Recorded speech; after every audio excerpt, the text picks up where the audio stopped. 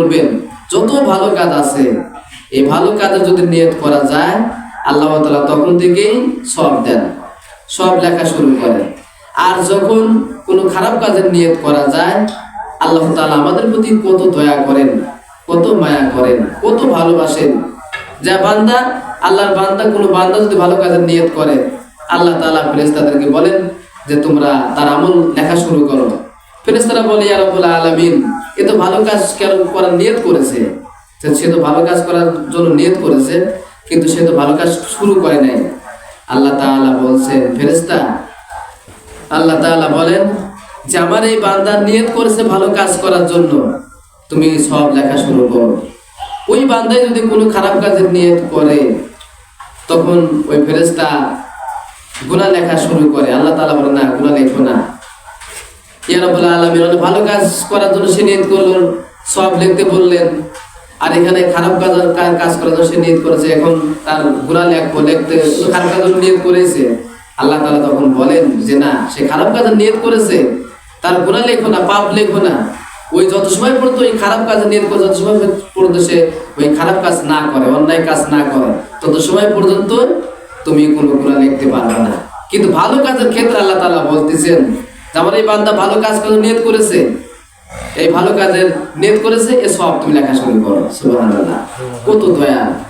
তা আল্লাহ তাআলা বলছেন এখানে রমজান মাসে গুরুত্বপূর্ণ আমল এবং গুরুত্বপূর্ণ ফজিলত। রোজার মাসে আমরা কি কি আমল করব, রমজান মাসে কি কি আমরা আমল করব, কি কি সওয়াবের কাজ করব, এজন্য আমরা রমজান মাসে বেশি বেশি করে আমল করব। আল্লাহ তাআলা যেন আমাদের হায়াত দারাজ করেন যে আমরা বেশি বেশি করে রমজান মাসের গুরুত্বপূর্ণ আমলগুলি আমরা করব। আল্লাহ তাআলা রাসূল বলছেন, এক নম্বরে বলছেন যে রমজান মাসের আমল হচ্ছে, রমজান মাসের গুরুত্বপূর্ণ আমল হচ্ছে রোজা রাখা। আমাদের প্রত্যেকের উচিত যে আমরা রোজা রাখবো। যখন রমজান মাস আমাদের সামনে উপস্থিত হবে তখন আমরা রমজান মাসে রোজা রাখবো। এই যে রোজা রাখা ফরজ, এই রোজা রাখা আল্লাহ তাআলার হুকুম এবং ফরজ। এই রোজা যদি আমরা রাখতে পারি তাহলে আল্লাহ তাআলা আমাদেরকে, এই রোজা যদি আমরা রাখতে পারি আল্লাহ তাআলা আমাদেরকে অনেক অসীম সওয়াব দিবেন। এবং এই রমজান মাসের ওসিলা করে, রোজা রাখার ওসিলা করে আল্লাহ তাআলা আমাদেরকে সমস্ত গুনাহ মাফ করবেন। এজন্য রমজান মাসের প্রথম আমল হচ্ছে কি, রোজা রাখা। যখন যেটা আসে তখন সেটা আমল করাই গুরুত্বপূর্ণ বিষয়। এজন্য আমরা রমজান মাস আসলে পরে আমরা রোজা রাখবো এবং আল্লাহ তাআলার কাছে রোজা রাখার মাধ্যমে আমরা আল্লাহ তাআলার কাছে গুনাহ মাফ চাবো।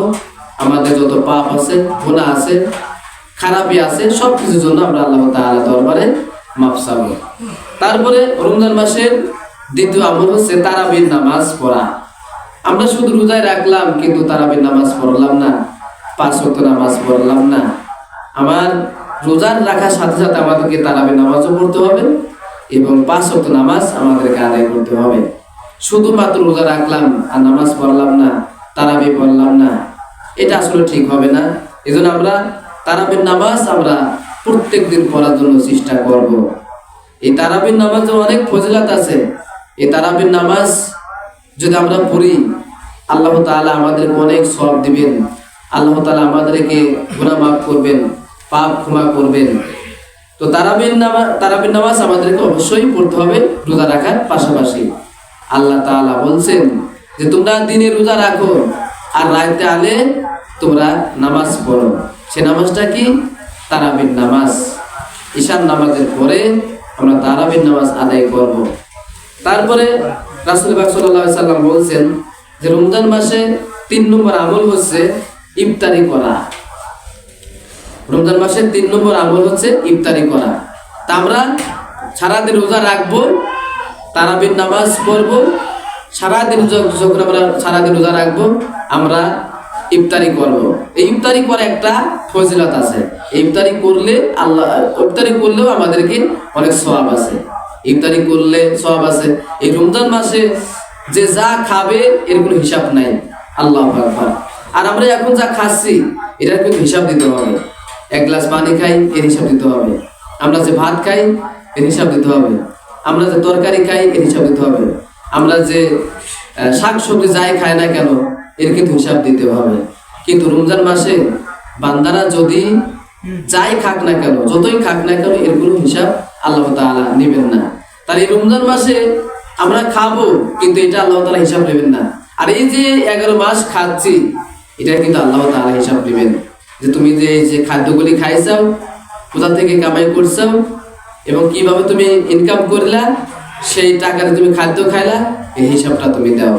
এজন্য অন্যান্য মাসের খাদ্যের হিসাব দিতে হবে, কিন্তু রমজান মাসের খাদ্য আপনি যতই খান, এর হিসাব আল্লাহ তাআলা নেবেন না। এই যে রমজান মাসের হিসাবটা আল্লাহ তাআলা খাদ্যের হিসাব নেবেন না, এই রমজান মাসের যে খাদ্য হিসাব নেবেন না, এটা কিন্তু আল্লাহ তাআলার বিশেষ রহমত, বিশেষ দয়া। রমজান মাসে আমরা যে খাবো, এটা হিসাব নেবেন না, এই হিসাব ঠিকই তো আমরা বাঁচলাম, হিসাব ঠিকই তো আমরা রক্ষা পেলাম। এই জন্য আমরা ইফতারি করব। তারপরে রাসূল পাক সাল্লাল্লাহু আলাইহি সাল্লাম বলছেন যে রমজান মাসের 4 নম্বর আমল হচ্ছে সেহরি খাওয়া। ইফতারি করা একটা মজার জিনিস, একটা আনন্দের জিনিস। আবার রাতে এই সেহরি খাওয়া, এটাও একটা আনন্দের জিনিস, মজার জিনিস। যারা রোজা রাখে, প্রকৃতপক্ষে যারা আল্লাহ তাআলার খাস নিয়তে, খাস দিলে, ইখলাসের নিয়তে যারা রোজা রাখে, তারা ইফতারিতেও মজা পায় এবং সেহরিতেও মজা পায়। এজন্য আমাদেরকে এই সেহরি যখন আমরা খাবো, এই রমজান মাস আসতেছে, আমরা একটু যদি পারি, তাহলে অবশ্যই আমরা রমজান মাসে এই সেহরির আগে একটু আগে উঠে যদি আমরা তাহাজ্জুদের নামাজ পড়তে পারি, তাহলে দেখছি আমার এখানে অনেক সওয়াব হবে। কারণ এই রমজান মাসে যদি কোনো ব্যক্তি নফল নামাজ পড়ে, এই নফল নামাজ পড়লে পরে অন্য অন্য মাসের ফরজের সওয়াব দেওয়া হবে। সুবহানাল্লাহ। তাহলে আমরা যদি রমজান মাসে তাহাজ্জুদের নামাজ পড়ি, এটা কত সওয়াব হবে, কত নেকি হবে। এজন্য আমরা রমজান মাসে আমরা কি করব, যখন আমরা সেহরি খাবো, এটা একটা আমল, এটা একটা সওয়াবের কাজ। এই খাদ্যের কোনো হিসাব আল্লাহ তাআলা নেবেন না, এবং আমরা সেহরি খাবো এবং অন্যকে সেহরি খাওয়ানোর জন্য চেষ্টা করব। এবং এই সেহরি খাওয়ার পরে আমরা রোজার নিয়ত করব এবং আল্লাহ তাআলার দরবারে শুকরিয়া আদায় করব যে আল্লাহ, আমি আগামীকালকে রোজা রাখার জন্য আমি সেহরি খালাম, আমার এই খাদ্যের মধ্যে তুমি বরকত দাও, আমার শরীরের মধ্যে তুমি বরকত দাও, আমার এই শরীরের মধ্যে তুমি সুস্থতা দান করো। তুমি আমার এই সেহরি যে খালাম, এই সেহরি খাওয়ার যে সওয়াব হয়, তুমি আমার আমলনামায় দিয়ে দাও। এজন্য সেহরি খালে সওয়াব আছে, মানে পাপ যদি আপনি সেহরি খান, এখানে সওয়াব, ইফতারি করলে সওয়াব। আল্লাহু আকবার। তারপরে এখানে বলছেন যে অন্য কোরআন তিলাওয়াত করা। 5 নম্বরে রমজান মাসে আমরা বেশি বেশি করে কোরআন তিলাওয়াত করব। যদি আমরা কোরআন শরীফ পড়তে না পারি, সূরা ফাতিহা আমরা বেশি বেশি করে সূরা ফাতিহা পড়ব।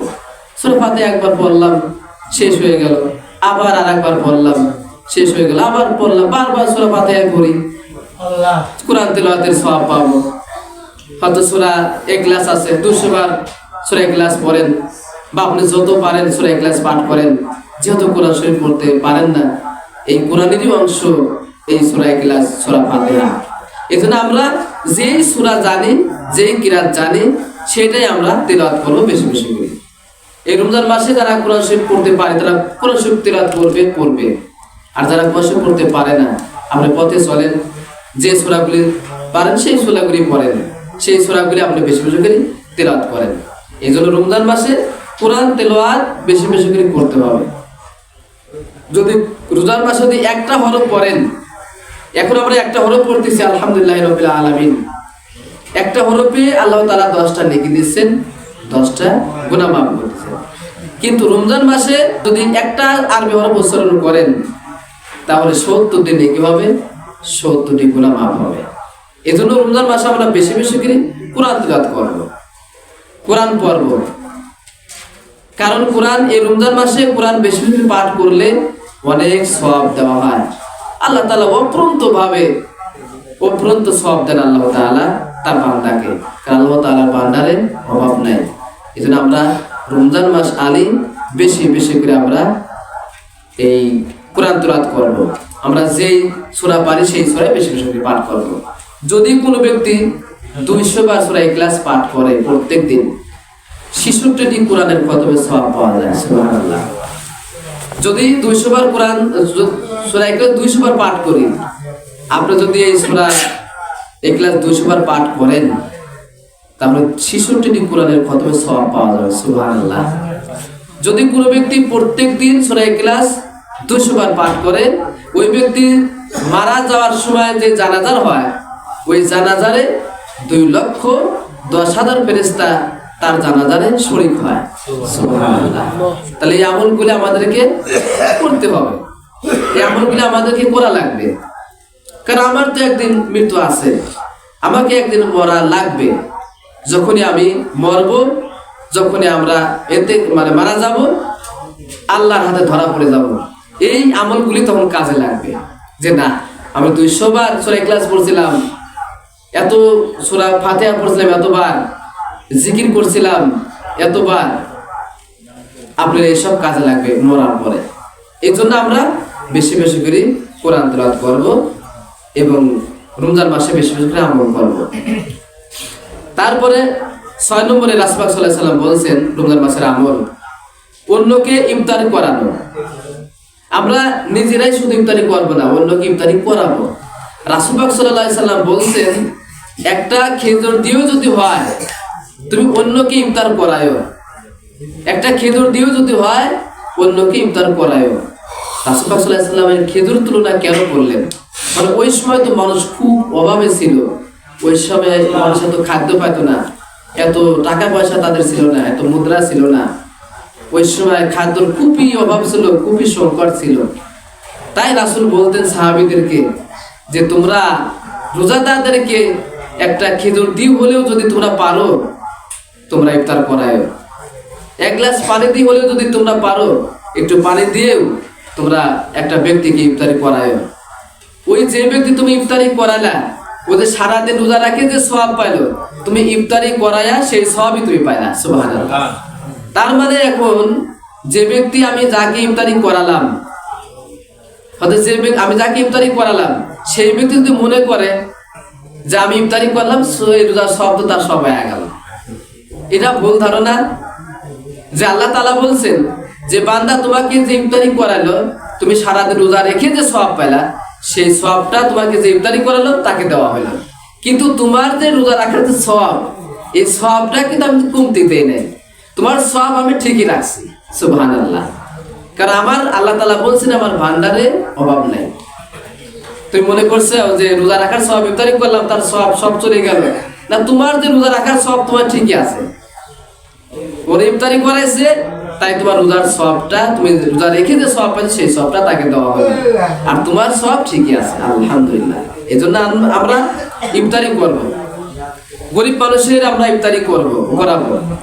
যদি বাড়ির পাশে কোনো গরিব মানুষ থাকে, হতদরিদ্র থাকে, অসহায় ব্যক্তি থাকে, এতিম শিশু বাচ্চারা থাকে, তাদেরকে ইফতারি করাবেন, ইফতারি পৌঁছা দিবেন। আপনি যদি ইফতারি দেন, একটা মানুষ গরিব মানুষ পাশে আছে, যদি আপনি 1,000 টাকা খরচ করেন, ওই তারপরে 1 মাসের ইফতারি, কিন্তু 1 মাস যে ইফতারি করতে যে ছোলা মুড়ি লাগে, যে স্যালাইন লাগে, 1,000 টাকা হলে কিন্তু তারপরে 1 মাসের ইফতারি হয়ে যায়, বা একটু বেশি লাগতে পারে। তাহলে আমি কি করলাম, একটা গরিব মানুষ, অসহায় মানুষ, হতদরিদ্র মানুষ,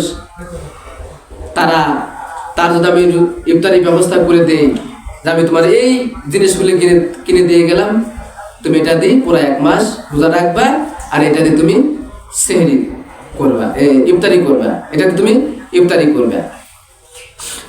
যদি পারেন, বাড়ির পাশে মানুষ যদি হতদরিদ্র থাকে, গরিব মানুষ থাকে, এদের কি করবেন, পারলে পরে অনেক মানুষ আছে গরিব মানুষ, অসহায় মানুষ, তারা সেহরিতে কি খাবে, 12 মাসি দেখা যাচ্ছে যে ওই আলু ভর্তা, ওই ঘাটি বা কোনো ভালো জিনিস তারা সেহরির সাথে খাইতে পারে না। আপনি যদি সক্ষম হয়, যদি সামর্থ্য থাকে, কোনো গরিব মানুষই 1 মাসের আপনি সেহরির যে খরচ হয় সেই খরচটা আপনি দিলেন, বা আপনি কিনে দিয়ে আসলেন। যদি দেখা যাচ্ছে 1 পয়সা দুধ যদি আপনি কিনে দেন, যে আপনি গরিব মানুষ, আপনি এটা তো কিনে টাকা নাই, পয়সা নাই, গরিব মানুষ, এতিম মানুষ, আপনার স্বামী নাই, এটা আমি 1 মাসের দুধের টাকা আপনাকে দিয়ে গেলাম, আপনি দুধ কিনে খায়েন। এই যে মানে সহযোগিতা করা, সাহায্য করা, পাশে দাঁড়ানো, এটা কিন্তু প্রত্যেক মুমিনের কাজ। এই জন্য আমরা নিজেরা সেহরি খাবো না, নিজেরা ইফতারি করবো এবং অন্যকে ইফতারি করাবো, এটা হবে আমাদের কাজ। আমরা যদি একটা মানুষ ইফতারি করাতে পারি, আল্লাহ তাআলা অনেক সওয়াব দিবেন, অনেক নেক আমল আপনার আমলনামায় ঢুকবে। এই জন্য আমরা বেশি বেশি করি, আমরা যদি আমাদের সামর্থ্য থাকে, সামর্থ্য অনুযায়ী আমরা মানুষের ইফতারি করার জন্য চেষ্টা করব। তারপরে রাসূল পাক সাল্লাল্লাহু আলাইহি সাল্লাম বলছেন যে 7 নম্বর বলছেন, রমজান মাসে আরেকটা 7 নম্বর আমল হচ্ছে সকল ধরনের অশ্লীল থেকে বেঁচে থাকা। মানে যদি রমজান মাসে আপনি রোজা যখন রাখবেন, যখন রমজান মাস আসবে, যখন রোজা রাখবেন, কোনো অশ্লীল কথাবার্তা, গালি গালাজ, হিংসা বিদ্বেষ, অহংকার, পরনিন্দা, পরচর্চা, গীবাত, পরনিন্দা এসব করা যাবে না এই রোজা রেখে। আপনি যদি রোজা রাখার পরে যদি একজনের গীবাত করেন, পরনিন্দা করেন, এই রোজার তো ক্ষতি হবে। আপনি রোজাটা পরিপূর্ণ করেন, এই রোজাটা পরিপূর্ণ করেন। পরিপূর্ণটা কিভাবে?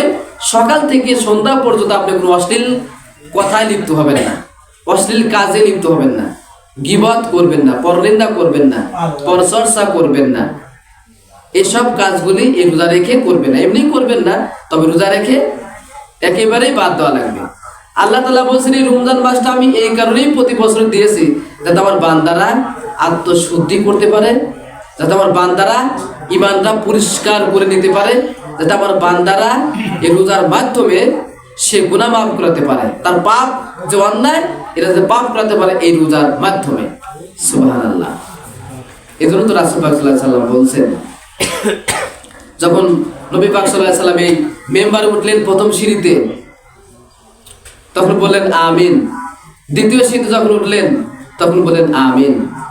তৃতীয় সিঁড়িতে যখন উঠলেন তখন আবারও বলেন আমিন। সাহাবীরা জিজ্ঞাসা করলেন, ইয়া রাসূলুল্লাহ, আপনি 3টা সিঁড়িতে উঠলেন আর বললেন যে আমিন, এই আমিন বলার তো কোনো অর্থ আমরা জানি না, অর্থ তো বুঝলাম না। আপনি একা একাই আমিন বললেন, কে কি বললো আমরা তো শুনলাম না, জানলাম না, বুঝতে পারলাম না, কিন্তু আপনি 3বার উঠলেন আর আমিন বললেন। তখন রাসূলুল্লাহ সাল্লাল্লাহু আলাইহি ওয়াসাল্লাম বললেন, আমি যখন প্রথম সিঁড়িতে পা দিলাম তখন ফেরেশতারা বলল যে ইয়া রাসূলুল্লাহ, যে ব্যক্তি বৃদ্ধ বাপ মা পাইলো, তার খেদমতের মাধ্যমে সে গুনাহ মাফ করাতে পারলো না, ওই ব্যক্তি ধ্বংস হোক। তখন আমি বললাম আমিন। মানে যে ব্যক্তি যখন প্রথম সিঁড়ি পা দিলেন তখন ফেরেশতা বলল যে ইয়া রাসূলুল্লাহ, বৃদ্ধ বাপ মা ঘরে আছে, কিন্তু সেই বৃদ্ধ বাপ মার সে খেদমত করলো না, সে বৃদ্ধ বাপ মার খেদমত করে না, টাকা পয়সা দেয় না, সহযোগিতা করে না, সাহায্য করে না। বৃদ্ধ বাপ মা ঘরে থাকা সত্ত্বেও সে তার ওই ছেলে মেয়ের গুনাহ মাফ করাতে পারলো না, যে না বাপের খেদমতের মাধ্যমে, এই মা বাপের খেদমতের মাধ্যমে আমি আমার গুনাহ মাফ করি, আমার পাপ মাফ করি, পাপ করায় নেই। কিন্তু সে তার বৃদ্ধ বাপ মা ঘরে আছে, কিন্তু সে বৃদ্ধ বাপ মা ঘরে থাকার পরেও সে তার গুনাহ মাফ করতে পারলো না, এই ব্যক্তি ধ্বংস। তখন রাসূল বলেন আমি তখন বললাম আমিন। এই জন্য বৃদ্ধ বাপ মা যদি ঘরে থাকে, এদেরকে খেদমত করা, দেখবেন একমাত্র বাপ মাই স্বার্থ ছাড়া ভালোবাসে, একমাত্র বাপ মা স্বার্থ ছাড়া ভালোবাসে। আর পৃথিবীতে যতই আপনাকে ভালোবাসা দেখাক, যতই মহব্বত দেখাক, এটা স্বার্থ আছে এর পিছনে স্বার্থ আছে। আপনার শ্বশুরবাড়ি যাবেন, আপনার শাশুড়ি অনেক আদর করবে, এই আদরের মধ্যে সার্থক আছে। যে না আমি যদি আদর করি, আমি যদি এই স্বামী আমার এই জামাইকে খেদমত করে আদর করি, তাহলে সে খুশি হয়ে আমার মেয়েকে সে টর্চারিং করবে না, মারবে না, অত্যাচার করবে না, জুলুম করবে না, নির্যাতন করবে না, তার সাথে খারাপ ব্যবহার করবে না, খারাপ আচরণ করবে না। এই যে একটা স্বার্থ, মানে আপনার শাশুড়ি যদি আপনাকে ভালোবাসে, এখানে স্বার্থ আছে। আপনার স্ত্রী যদি আপনাকে ভালোবাসে, এই ভালোবাসার মধ্যে স্বার্থ আছে। কারণ আপনার স্ত্রী ভালোবাসতে যদি আপনি একটা ভালো কাপড় যদি আপনি না কিনে দিতে পারেন, তখন বলবে যে আমাকে ভালো কাপড় পরে, আমাকে এটা পরে ওইটা পরে। আর তুমি আমার কিছুই কিনে দাও না, কোনোদিন আর ভালো কাপড়ও পরতে পারলাম না। এই যে স্বার্থ, মানে একমাত্র স্ত্রী, এই স্ত্রী আপনাকে ভালোবাসে, তার পিছনে স্বার্থ আছে। শাশুড়ি আপনাকে ভালোবাসে, তার পিছনে স্বার্থ আছে। আরো অন্য কেউ যারাই ভালোবাসুক না কেন, যারাই মহব্বত করুক না কেন, ভালোবাসুক না কেন, এর পিছনে কোনো স্বার্থ না, কোনো না কোনো স্বার্থ আছে। এই জন্য স্বার্থ ছাড়া কেউ ভালোবাসে না, একমাত্র স্বার্থ ছাড়া ভালোবাসে একমাত্র বাপ মা। দেখবেন যখন কোনো ছেলে সন্তান যদি বিদেশ থেকে আসে, সকলেই আশা থাকে, বউ মনে করে আমার জন্য কি আনতেছে, সোনা দানা, গহনা গাটি, কাপড় চোপড়, বিদেশি কসমেটিক, কত কিছু আনতেছে। কিন্তু আবার যদি আপনার শাশুড়ি যদি শোনে যে আমার জামাই আসতেছে, আমার জন্য কি না কি আনবে, অবশ্যই কিছু একটা আনবেই, এই যে একটা আশা থাকে, ভাই বিরাদার আশা থাকে, অন্য আশা থাকে। সকলেই আপনার যখন বিদেশ থেকে যখন কোনো মানুষ আসে, সকলেই একটা জিনিসের আশায় তার সামনে দাঁড়ায়, তার সামনে কথা বলে। একমাত্র বাপ মা, তিনি কোনো কিছু স্বার্থ ওইখানে চান না। তিনি প্রথমে তার মুখের দিকে তাকা বলে যে বাবা তুমি কি ভালো আছো, আজ 5 বছর পর তোমার কোলের কাছে পালাম, আমার কিচ্ছু দরকার নাই, তুমি যে আমার কোলের কাছে তুমি যে ফেরত আইসাও, তুমি যে জীবিত অবস্থায় তুমি আমার কোলে কাছে আসলা, এটাই আমি আল্লাহর কাছে হাজার শুকরিয়া। আমার কিচ্ছু দরকার নাই, তোমার সোনা দানা গহনা গাটি আমার পায়ের তলে ফেলা দাও, ওটা আমার কাছে কোনো মূল্য নাই। তুমি যে আমার সামনে উপস্থিত হতে পেরেছো, এটা হচ্ছে সবচাইতে বড় স্বার্থ, আমি সফলতা। একমাত্র বাপ মাই স্বার্থ ছাড়া ভালোবাসে, তাছাড়া কিন্তু কেউই স্বার্থ ছাড়া ভালোবাসে না। এই জন্য আমরা বাপ মাকে খেদমত করব। বৃদ্ধ বাপ মা যদি করে থাকে, তাহলে অবশ্যই এই বৃদ্ধ বাপ মাকে খেদমত করতে হবে। কারণ আল্লাহ রাসূল বলছেন, ফেরেশতারা বললেন, যারা বৃদ্ধ বাপ মা ঘরে আছে কিন্তু বৃদ্ধ বাপ মার খেদমতের মাধ্যমে সে জান্নাত কামাই করলো না, তার গুনাহ মাফ করালো না, সে ব্যক্তি ধ্বংস। রাসূল বলেন আমিন। রাসূল যদি আমিন বলে, আমিন মানে কবুল, মানে যে ব্যক্তি বাবার খেদমত করবে না, এ ব্যক্তি ধ্বংস হয়ে যাক, এর প্রতি আমার কোনো দয়া নাই, এর প্রতি আমার কোনো সুপারিশ নাই, এর প্রতি আমার কোনো সাহায্য নেই, একে ধ্বংস হয়ে যাক। এটা রাসূলের বদদোয়া। এই জন্য এখানে বলছেন যে রাসূলুল্লাহ সাল্লাল্লাহু আলাইহি ওয়াসাল্লাম বলেন, তারপর দ্বিতীয় শীতে যখন উঠলেন, বললেন যে সাহাবী আমি দ্বিতীয় শীতে যখন উঠলাম, তখন আমি আমিন বললাম। কি কারণে? যে যেই ব্যক্তি জীবিত অবস্থায়, ফেরেশতা বলতেছেন যে ইয়া রাসূলুল্লাহ, যে ব্যক্তি জীবিত অবস্থায়, সুস্থ থাকা অবস্থায় রমজান মাস পাইলো কিন্তু সে রোজা রাখলো না, সেই ব্যক্তি ধ্বংস। তখন রাসূলুল্লাহ, আমি তখন বললাম আমিন।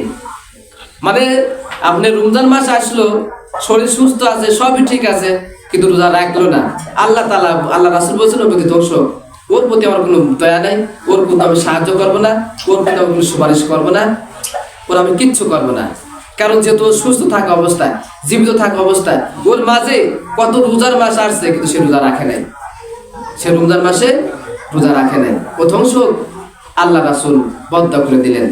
এই জন্য যারা রমজান মাস পাইলো কিন্তু সে গুনাহ মাফ করতে পারলো না, রোজা রেখে তার গুনাহ মাফ করতে পারলো না, তার জীবনটা পরিবর্তন করাতে পারলো না, সে ব্যক্তি ধ্বংস। রাসূল বলেন আমিন। তারপরে রাসূল সাল্লাল্লাহু আলাইহি ওয়াসাল্লাম বলছে, যখন আমি তৃতীয় শীতে উঠলাম, তখন ফের আমি আমিন বলার কারণটা কি? তখন ফেরেশতা বলল যে ইয়া রাসূলুল্লাহ, যখন আপনার নাম শোনে, যখন আপনার নাম শোনার তোমার উম্মতেরা, আপনার উম্মতরা যখন আপনার নাম শোনে দরুদ শরীফ পাঠ করে না, শোনেন না যে রাসূল নাম শুনে দরুদ শরীফ পাঠ করা লাগে, যে ব্যক্তি রাসূলের নাম শুনলো কিন্তু সে দরুদ শরীফ পাঠ করলো না, সে ব্যক্তি ধ্বংস হোক। রাসূল বললেন আমিন। যে ব্যক্তি আমার নাম শোনার পরে সে দরুদ শরীফ পাঠ করলো না, সে ব্যক্তি ধ্বংস। রাসূলের বদদোয়া।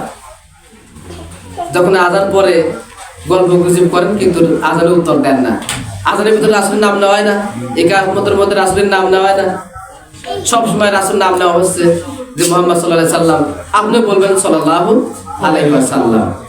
এই জন্য আমাদেরকে এই আমলগুলি করতে হবে। তারপরে আল্লাহ রাসূল বলছেন যে রমজান মাসের 7 নম্বর আমলটা কি? অশ্লীল কোনো কথা বলা যাবে না, অশ্লীল কোনো খারাপ আচরণ করা যাবে না, মানে অশ্লীল কোনো কথাবার্তা, অশ্লীল গালাগালি, অশ্লীল আপনার গীবত, পরনিন্দা, পরচর্চা এসবগুলি রোজা রেখে করা যাবে না। আমার রোজাটা যাতে পরিপূর্ণ হয়, আমার পুরো রোজাটা যেন পরিপূর্ণ সব আমি নিতে পারি, আমার সমস্ত খারাপ কাজ থেকে আমাকে বিরতি থাকতে হবে, সমস্ত অন্যায় কাজ থেকে আমাকে বিরতি থাকতে হবে, সমস্ত খারাপি কাজ থেকে আমাকে বিরতি থাকতে হবে, যাতে আমার রোজাটা পরিপূর্ণ হয়। রোজার পরিপূর্ণ সমস্ত আমল দিয়ে রোজার রাখার যে ফজিলাতগুলি আছে সমস্ত ফজিলাত মেনে নিয়ে রোজা রাখার নাম হচ্ছে পরিপূর্ণ রোজা। সুবহানাল্লাহ। তারপরে রাসূল সাল্লাল্লাহু আলাইহি ওয়াসাল্লাম বলছেন যে 8 নম্বরে রোজার মাসে আমল দান সদকা করা। এই রমজান মাসে আপনি বেশি বেশি দান সদকা করবেন, যদি পারেন প্রকাশ্যে দান করেন সমস্যা নাই, যদি গোপনে দান করেন দান করবেন। রাসূল পাক সাল্লাল্লাহু আলাইহি ওয়াসাল্লাম বলছেন যে তোমরা যখন রমজান মাস আসে প্রতিদিন যাই পারো তুমি প্রতিদিন তুমি দান করো। রাসূল পাক সাল্লাল্লাহু আলাইহি ওয়াসাল্লাম বলছেন যদি কোনো ব্যক্তি রমজান মাসে প্রত্যেক দিন সে যাই পারো সে প্রতিদিন দান করে, তাহলে প্রত্যেক দিন সে রোজা রাখার পাশাপাশি একটা কবুল হওয়া যায় সওয়াব পাবে। সুবহানাল্লাহ। এজন্য আমাদেরকে এই রমজান মাসে আমরা বেশি বেশি করে কি করব? দান করব, সদকা করব। একটা মানুষের একটা ইফতারি কিনে দিলাম, তারপরে মসজিদে কিছু টাকা দান করলাম, মাদ্রাসায় কিছু টাকা দান করলাম, এতিমদের কিছু কিনে দিলাম, এইভাবে আপনি দান করবেন। তারপরে রাসূল সাল্লাল্লাহু আলাইহি ওয়াসাল্লাম বলছেন যে রমজান মাসে আমল হচ্ছে 9 নম্বর আমল হচ্ছে যাকাত দেওয়া। যারা যাকাত দেওয়ার সামর্থ্য আছে অবশ্যই 1 বছরের আয় ব্যয় হিসাব করে এই যাকাতের টাকা গরিবদের মাঝে পৌঁছে দিতে হবে। যদি যাকাতের টাকা যদি পৌঁছে না দেওয়া হয় তাহলে কিয়ামতের দিন এই যাকাতের টাকা তাকে আগুনের রশি বানায়া সাপ বিচ্ছু বানায়া তার গলায় ঝুলে দেওয়া হবে।